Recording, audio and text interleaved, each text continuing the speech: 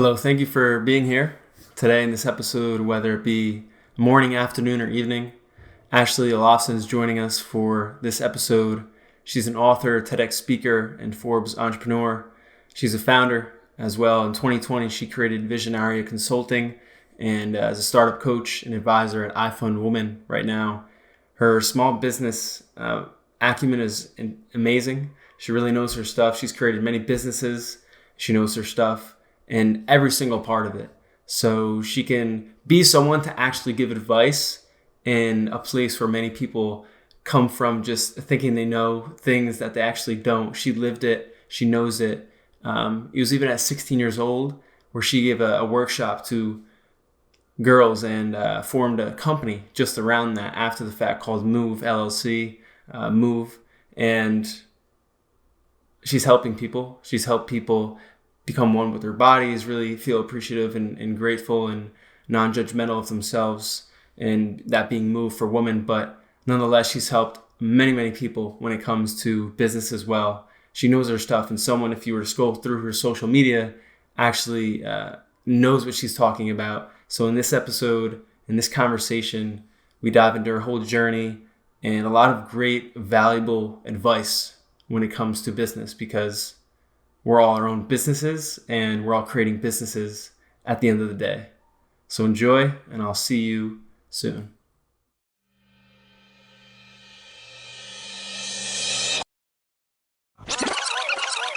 I have a dream. It's one small step for man. I am the greatest. You want something, go get it. Period. Ashley, first place I wanted to start is the story of when you were 9 years old and you were in elementary school. What's that, third grade? Yeah, and the teacher at the time when you were in elementary school in third grade was talking about like high school presidents and who would be that later on when you guys got to high school. And she considered a boy at first, someone in your class, without even considering you. So I'd love to get nostalgic and reflect and talk about how influential that was and what exactly happened within that scenario. Yeah, so I think that this is such a fun story. So my third grade teacher, was basically talking about how she was really good at predicting high school class presidents. And she predicted that this guy in my class, third grader at the time, was going to be president. And I remember feeling, she of course meant like no harm. She was just giving like her, thoughts. But I remember thinking like, what the heck? Like I wasn't even considered. I feel so underestimated. Like I want to be a leader. I want to be class president. And it was the first time that I noticed like a passion and an ambition really burning inside of me. I had never felt that before. And that I just always remember that moment because of how strong my reaction was. And it was really funny because he never ended up being class president, but he was always like popular and well liked. And I ended up being vice president. And of course, like she didn't think that I would be president because I was very quiet and shy in third grade. So I wasn't really, showing a lot of personality. But regardless, I just think that it's a ridiculous story. Yeah, it was like unintended for her to say that in a harmful way to you, but you took it as motivation as to like, why wouldn't I be in this boat as well of having such capability or potential? Totally, exactly. Yeah, that's incredible. So I also noticed in your story too, because I've known you for a little bit now, like as an acquaintance at a distance, like, Sophie Barron's a mutual connection, unbelievable individual. The best. But you have started multiple businesses when you were younger. Where did that knack really derive from? Like, were your parents into the business world, or you just had this thing for creating your own? That's such a good question. So my dad has always been like hustling on side projects. He's a computer engineer, but he has always kind of, done his own side project. So I always saw him as being very motivated and really as creating the things that he wanted to. But for me, I got into business super unintentionally. I really didn't want to start a business. I never thought like that was the career path for me. It was more, I was really frustrated with my friends and I and our lack of self-esteem and the challenges that we were experiencing and the fact that no one was talking about our mental health or, the relationships that were unhealthy that we were in. And I was like, this is a huge problem. Why isn't someone doing something? And I was kind of like, okay, well, if no one's going to do something, then obviously I will. Like, I have to. There's no way that we can just let so many young women suffer in silence without anyone trying to do anything. So that was where my first business was really born from. It was really just from a very personal place of, I want to solve this problem. I didn't intend for it to be a business. I intended to give one workshop and that was it. But then I ended up turning it into a business just because that was kind of the natural trajectory. And then I realized that I really liked creating things. And one of my favorite things about business is how immediate it is. Like, there's a lot of ways to create the kind of impact that you want to see in the world, right? And I was like a political science double major, and I thought that maybe I would go into politics and create policies to enact the social change that I wanted to see in the world. But the cool thing about entrepreneurship is that it's immediate. You can get started. You're the main decision maker. You don't have to compromise or negotiate with anyone necessarily. It's just like you trying to build something. And I've always felt very empowered by the opportunity and the limitlessness that entrepreneurship carries. Yeah, exactly. With everything, there's like a pro to a con, but it far outweighs the pro of having your own thing and building your own thing and getting immediate feedback and making a solution for someone is far outweighs any of the pain that might come along in the journey of building such a thing. What was one of your favorite things to start before we get into Move? Because that's actually a good segue into like empowering other women and other females. But what was one of your favorite businesses to make when you were younger? Like before Move? Yeah. Oh, well, I think I was always really creative, and I'm the oldest I have three younger siblings. And so growing up, I was always playing with them and constructing worlds and businesses and like systems and operations. Like, we would play restaurant or orphanage, and it would be like a whole production. Like, there would be like, everybody had a role, everybody had a responsibility. I'd do hairdresser, and that would be a whole thing. We had like a Lego city that spanned like 3 or 4 tables.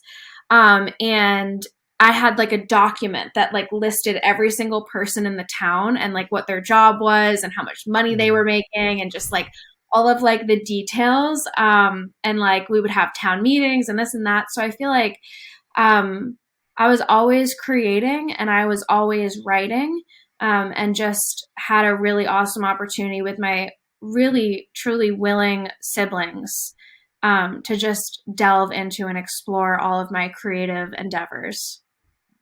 That's amazing. Making your own world since you were young. I love that. That's incredible. I mean, there's so much to learn from games like that when you're younger. But on that note, of making your own thing, and as you said before, empowering yourself, you saw the same with empowering other girls. So you co-founded Move, which you've done, I think you probably updated this, but like more than 100 workshops. It's 6-week summer programs. But exactly, what motivated you to start that specifically? Was it just the amalgamation of like seeing girls not having the support they need? Yeah, so I think it was a couple things. I think, like, first of all, I was really struggling with my own self-worth, with my own mental health, and just with a lot of self-criticism and comparing myself and constantly picking at my insecurities and never feeling good enough. And that was one thing, to be going through it myself, but then to look at my best friends who I just adored and who I thought were like so beautiful and so perfect and so lovely, to realize that they were feeling those same feelings of inadequacy. It was like, there's a huge problem here. There's a huge problem. If like my best friend Maddie can't see her self-worth because of like the bullying that she's experiencing or the comments towards her body or the societal expectations about what beautiful looks like and how weight is connected to that. So I was like, we literally, like, we have to do something. It was concerning to me, especially I had a couple of friends who were in abusive relationships, and that's life threatening, as is mental health. And so that was like really scary to me, to be so young, to be so vulnerable, to have so many friends who were in really, quite honestly, like concerning situations, and to not see anybody doing anything about it. It was like, I feel like we're all drowning over here. And why is everyone just silent? Like, it was really interesting too, because Tumblr was really big when I was in high school. How old are you? Are we the same age? Yeah, I believe so. I'm 22. Yeah, I'm 23. Exactly. So I don't know if you ever used Tumblr. Yeah. I actually, it's funny. I don't use it as much anymore, but I Yeah. have it as like a vision board for certain pictures. So cool. Yeah. Yeah. So Tumblr was really big when I was in high school. And it was really interesting because all my friends and I would post privately on our Tumblrs how much we were struggling, but nobody would actually talk about it in person. So I was like, why not? I see on everybody's Tumblr that we're all like freaking out and not having a good time. Like, why are Yeah. we not discussing this? So yeah, so then I basically was like, let me team up with my best friends. There was 3 of us, or 4 of us total, but 3 other girls. And we gave a workshop to a group of 8th grade girls, thinking that that was going to really be it. We just wanted to have an honest conversation about self-esteem and body image, and mental health. And we did that, and it went so well that we ended up giving 2 more. The school asked us to come back and do 2 more to the 8th grade girls who hadn't gotten an opportunity to go.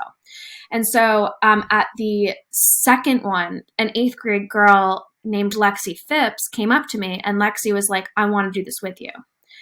So with Lexi, I had kind of met my match. And then with Lexi, I started basically, we started Move together, and it's been going Nice. since. And it's still running? Well, so we just finished this past year. We were supposed to do our final summer program this year, but obviously with COVID, we were unable to do so.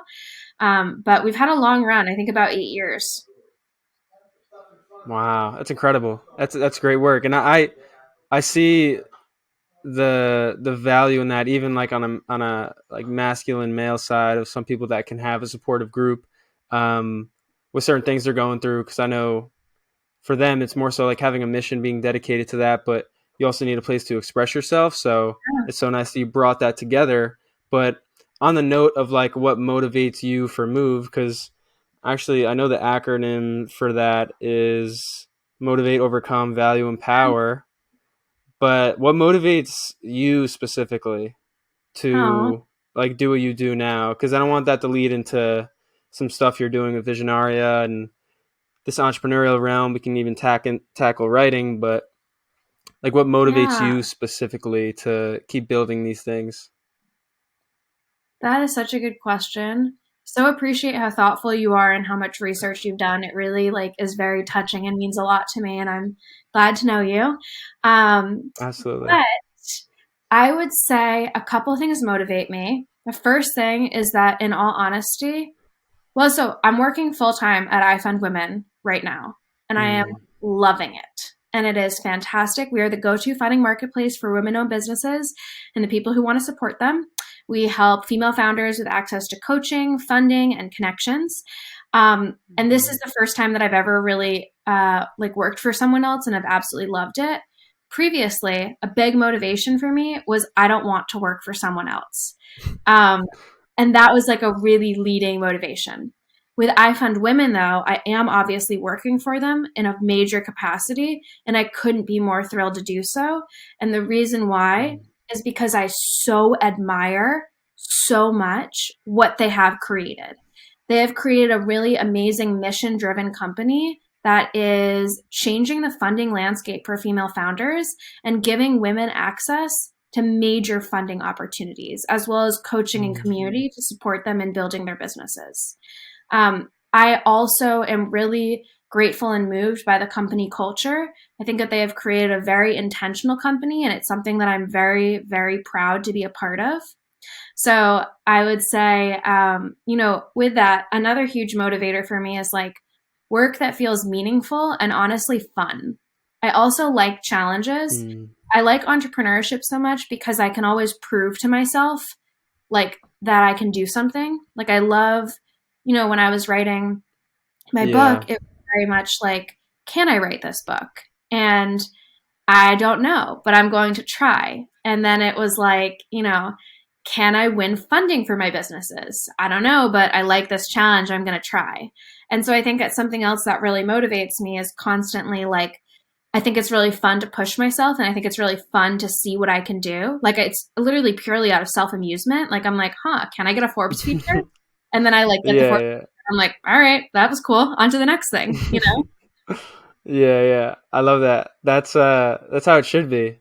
And I think that thing of not comparing yourself will, if you have that mindset, will help in not doing that. Because so many people, and I've had a major flaw with this sometimes with comparison. And at the end of the day, I've come to realize that it's so ignorant and sometimes, or you can be ignorant in a sense, but sometimes arrogant to do so because it's subjective. Like we all have our own individual past. So for you, when you empowered women with Move and even yourself when you were younger with building your own thing, it was kind of like proving it to yourself that you can and no one else. Exactly. And then from there, things will kind of ripple out. So it's nice to see her like you made some great things, and now you are going outside yourself in a way of like working for someone else, but with a bigger mission, and some like greater access to resources for other people, for other women.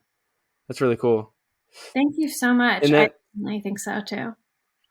Yeah, and then for the point of writing too. So you said sometimes getting a Forbes article or writing your own book. In a way of like kind of literally bringing those two worlds together with asking this question. I think it was a Forbes article that you wrote with like how to write a book effectively in like 9 steps, right? So on step 4 and 5, you talk about like feedback and just like continuing to push through and just effort after effort after effort, just making your drafts. So how have you reframed like feedback so it's not attached to your self-worth, but rather like the craft itself of making a product, service, book, whatever it may be? Yeah. What an interesting question. Feedback is something that really, really fascinates me because I think you can probably relate to this. When you put yourself out there in any capacity, you're opening yourself up to a lot of feedback. Some of it's going to be good. Some of it's going to be not so great. Some of it's going to be painful. And some of it is going to be really constructive and set you up for success moving forward. I think I started getting feedback very early on when I first started running Move. And it has shaped my self-esteem in a lot of positive ways and also in a couple of negative ways.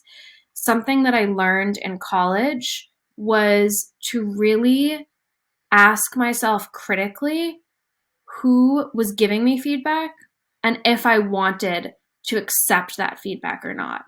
When I was in college, there were some girls in a theater troupe that I was in who were just generally unkind to me and who talked really badly about me behind my back and then would pretend to be my friend, and then I'd confront them and they wouldn't take ownership or acknowledge. And even though everybody else was like, yes, they were talking badly about you. And it was really painful, obviously, to think that I was friends with someone and then to have them talk badly about me. But the reason I bring this up is because they were always talking very negatively about the work that I was doing.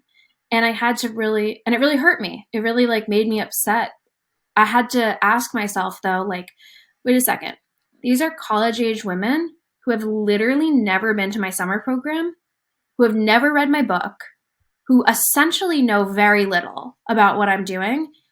Are they the best people to be taking feedback from?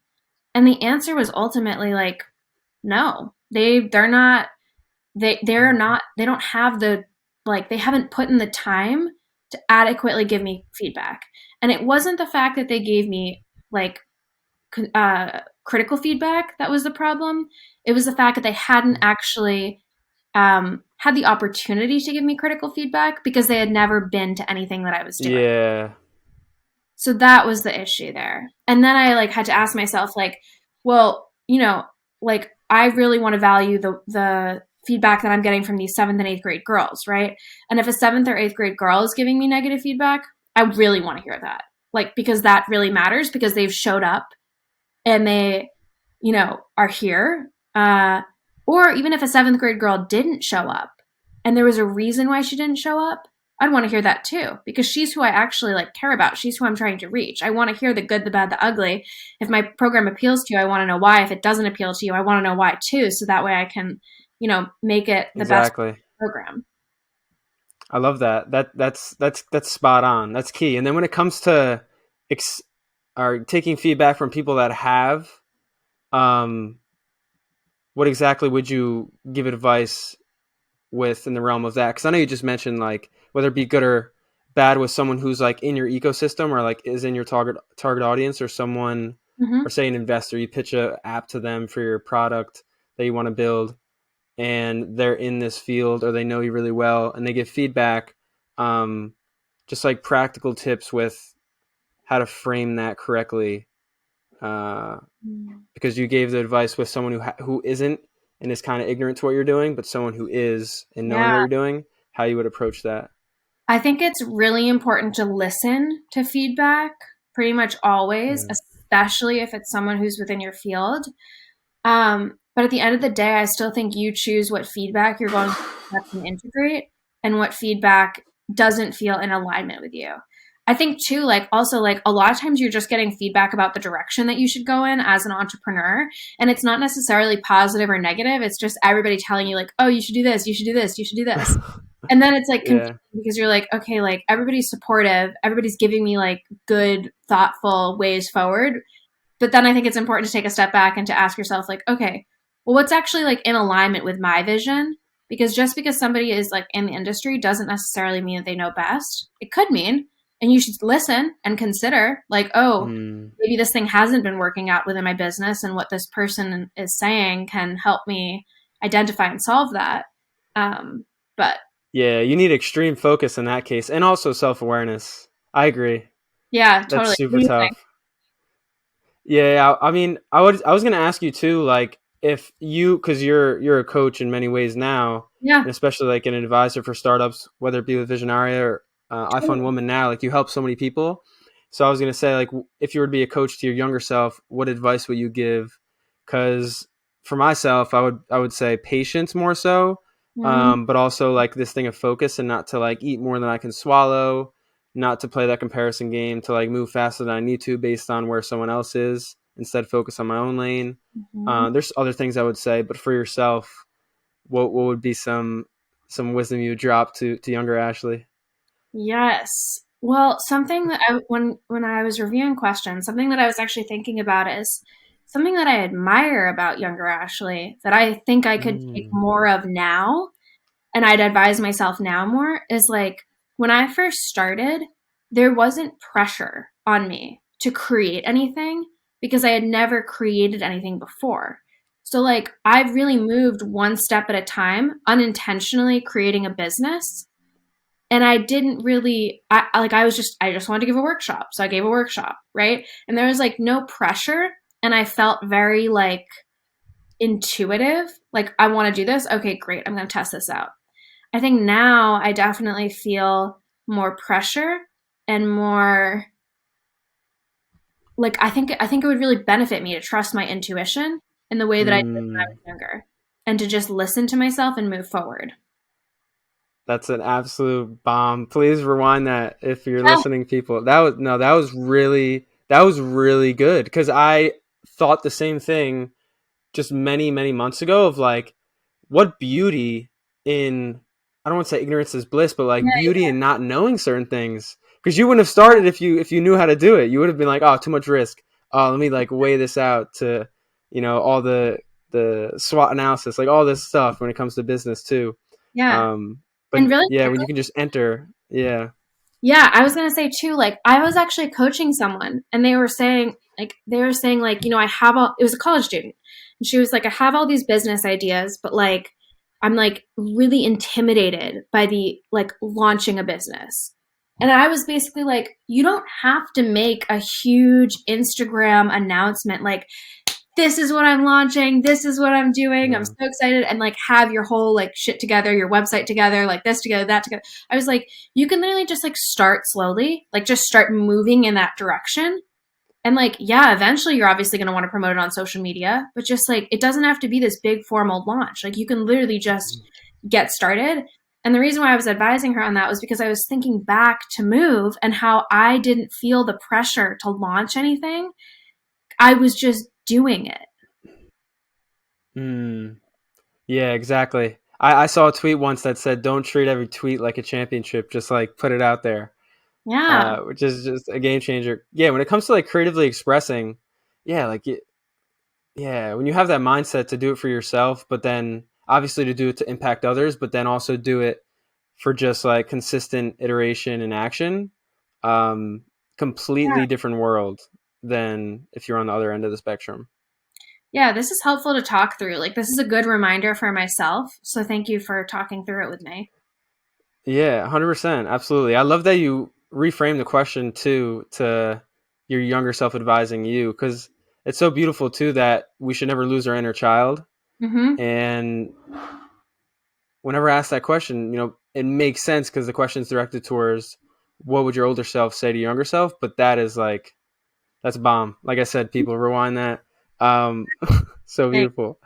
And then also something I wanted to bring up in terms of like a cool learning is I have here one of your Instagram posts, and like when I see some Instagram content, like sometimes it'll brush by, but other times like it'll sit with me, and it's because I resonate because it might help me in like a particular realm of my life or a particular facet, or I just like have Mm-hmm. the same values and that person aligns with me. But something you posted, it was about your boyfriend of 2+ years Mm-hmm. and you're learning, and I'll link it in the description or show notes or whatever, but it's basically on learning about how to love correctly, and just like your main point was being present. Mm-hmm. And I won't get into detail, maybe you can if you want, but I was going to ask how that learning applied to entrepreneurship, being a leader, like everything you're doing outside of just your relationships, and Yeah. how that made that ripple to all other areas. But I'll give you the stage for that. Thank you. Okay. Such an interesting question. So basically, to catch up everyone listening, so my boyfriend and I dated for a year, junior year of college. Then we broke up, and it was very devastating. And then we got back together, and we've been together for the past 2 years, maybe even a little more. I don't know. I'll have to like look into that after. LOL. But basically, like, it was like the most one of the most devastating things that has ever happened to me. I felt very like in my heart, like this is wrong. We should be together. We're a really good fit. Like it just felt really, really off. And during this like period of being broken up for 4 or 5 months, I was super grounded. Like there was no escaping the present. I just had to be in the present and focused on like grieving and my pain, and I couldn't run away from it. Like no matter what I tried, no matter who I talked to, nothing relieved me from just like truly like the devastation that I was feeling. Like there was no fix for it. And so it was really fascinating because my whole entire life I had always been creating 5-year plans and like goals and things that I wanted to do, and always just looking ahead to the future and planning ahead, like professionally and personally. And this really forced me to be stuck in the present. And so I read a book called When Things Fall Apart. I talk about it all the time. It's the most influential book I've ever read. It was better than therapy during that time period. And I was also in therapy, so I can honestly say that. Basically, what I learned during that period is how important it is to really be present in your relationships, but also just in life, because it's very easy to get caught up in hypothetical situations that never ultimately happen, or future goals or future like narratives that just aren't reality. And so coming to terms with like, okay, I actually need to be present in my life and like in my relationship especially, really improved my entire life, and especially my business approach, because I have felt a sense of peace that I have never felt before the past like 2 or 3 years. Because prior to that, I was always seeking what was next and trying to control the outcome so that way I would like be in control. Now I know I'm not in control. Now I'm like, okay, let me just make the most of this day with what I have, and like then we can go from there. So like professionally, I don't make big 5-year goals. I actually think that it's kind of silly to do so. Maybe not for everybody, but for myself, it feels silly because I know that things are going to change. And what this experience gave me was the peace and trust within myself to know that I will be able to work through whatever comes my way. And so like I feel fine staying in the present because I know that I can handle it. Yeah, that's fire. I mean, I'm writing something right now. It's kind of like not really an autobiography, I would say, but just like projecting my thoughts onto Yeah, paper because I think writing's a great outlet. totally. And the more I write, the more it just helps me narrow down what I need to do in the present with like micro habits. So it's kind of like reverse engineering, right? So I think like even if you look to your past or look to the future, at the end of the day, it's like, how is it helping me now? Hmm. And to your other point too, I know great business leaders who always say they're like, don't make a business plan because like the thing's going to change probably in a couple of years. Um, so I love how that trickled into other areas of your life. Just like one thing with relationships, it's amazing. Like especially masculine, feminine, but like Totally. having a romantic partner, like that'll ground you. I can't even imagine. I won't get too deep into it, but like when you have a kid or like a family in the future, like I mean Totally. that probably teaches bounds of lessons. Totally. Yeah, I can only imagine. Yeah. Um, but I was gonna ask another thing too. Yeah. When it comes to advising all these people, you're a better entrepreneur because of things you learned elsewhere. When it comes to like startup advising for so many startups and female founders, like what is one thing you always try to keep them grounded on because they might try to go astray from it or distance from it because they're getting too ahead of themselves or they just plainly just don't know that's a thing they need to be focusing on. So like a thing you always have to keep them grounded on or a learning you have to teach them based on your knowledge base.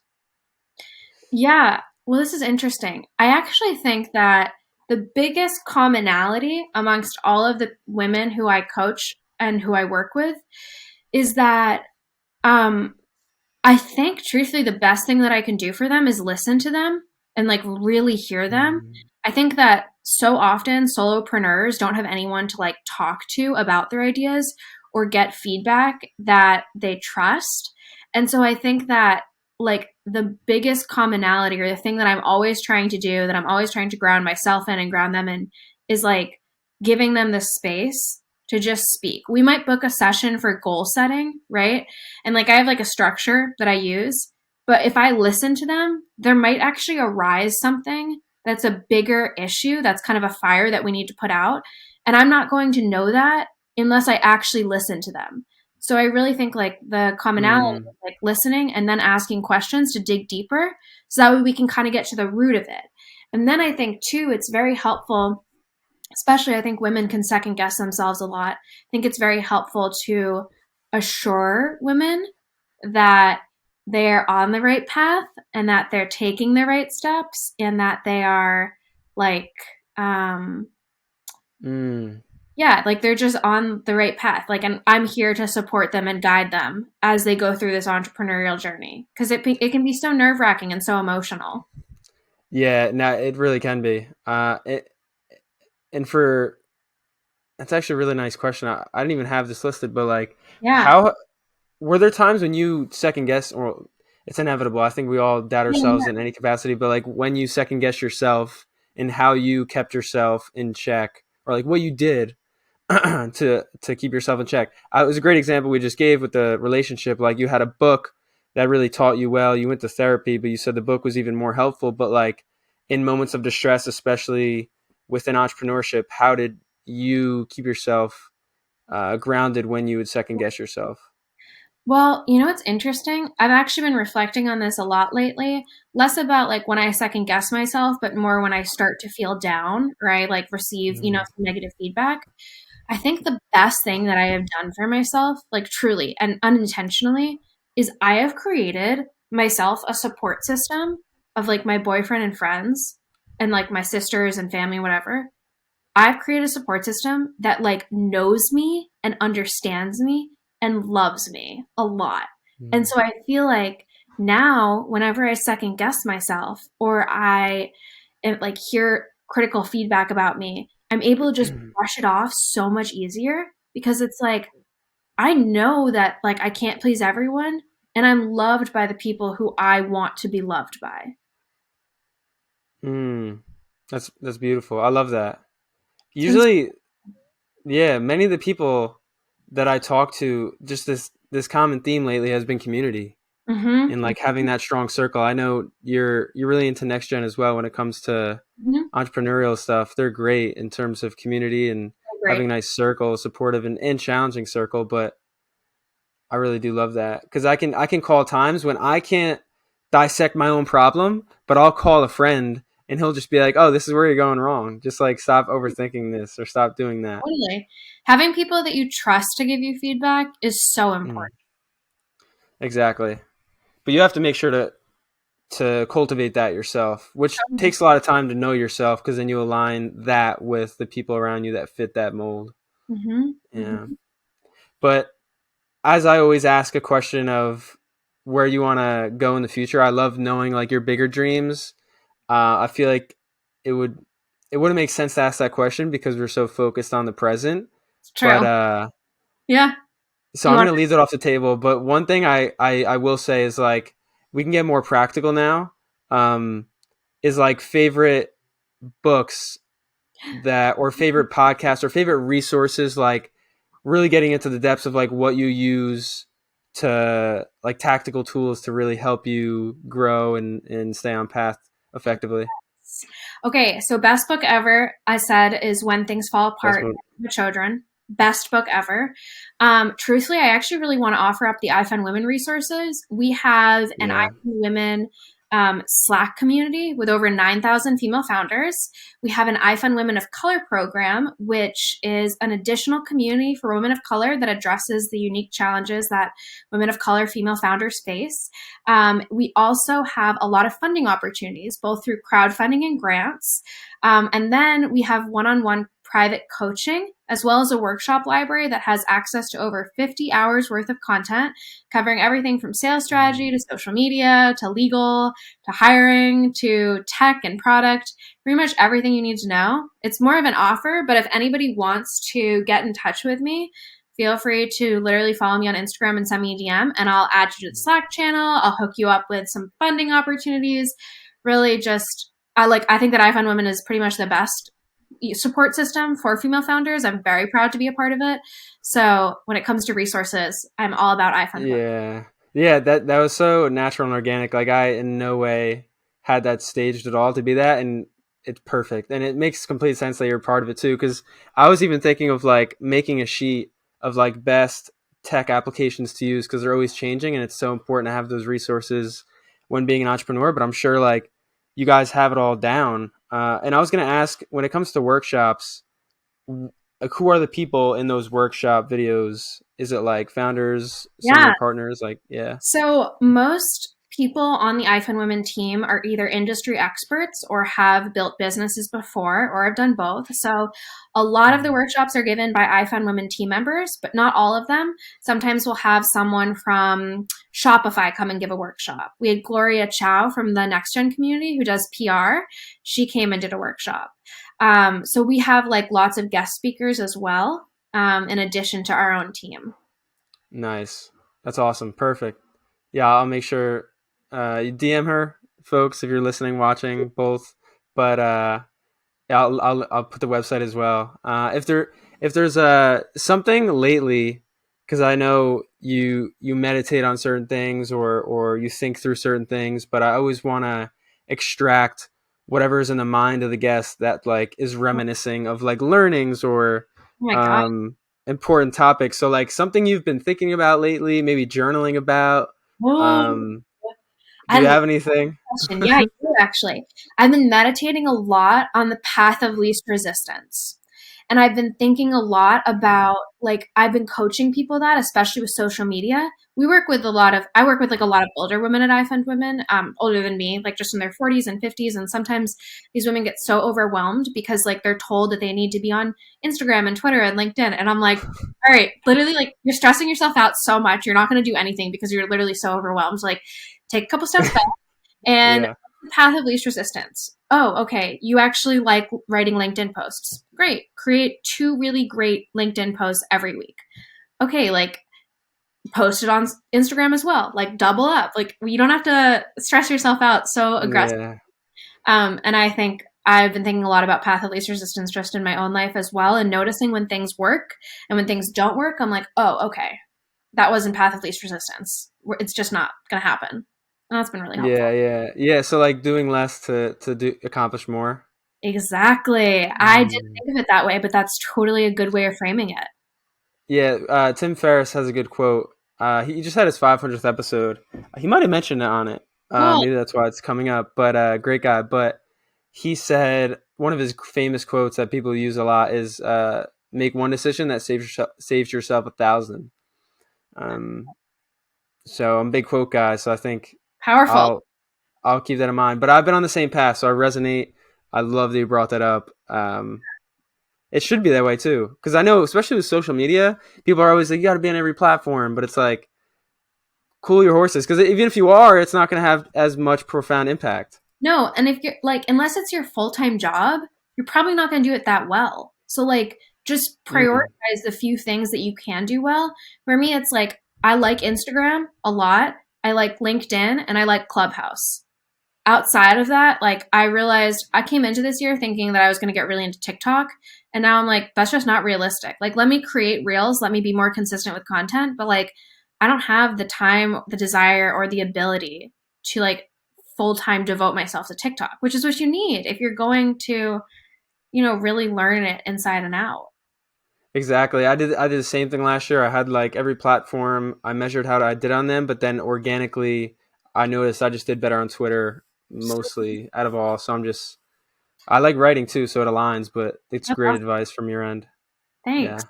That's awesome. I'm glad that you found what works. Yeah, slowly but surely, and keeping that in mind, the path of least resistance. That's the way. But keeping in mind, you still do have to have some diligence along the way, and there will be moments of persistence. But the path of least resistance. And Tim Ferriss says too. I mean, not seeking out problems, because sometimes, like if you're a problem solver, especially at a young age, and you grow into that, like not actively seeking out problems, because then you're just going to create more fires for yourself, which. Powerful. That's another topic for discussion, but good stuff. That's you're filled with wisdom. I mean, there's a reason you're at where you're at, and like you're helping people in the way you're helping them, because like you know what to say and when to say it, how to listen. I love that. Thanks. There's a reason where you're at as well. This has been a really, really fun conversation, and I appreciate how thoughtful and attentive you've been, and all your questions are awesome. Yeah, I appreciate you. We'll be in touch. Follow her, everyone. Instagram, Yes. LinkedIn, Clubhouse. At Ashley Olafson on everything.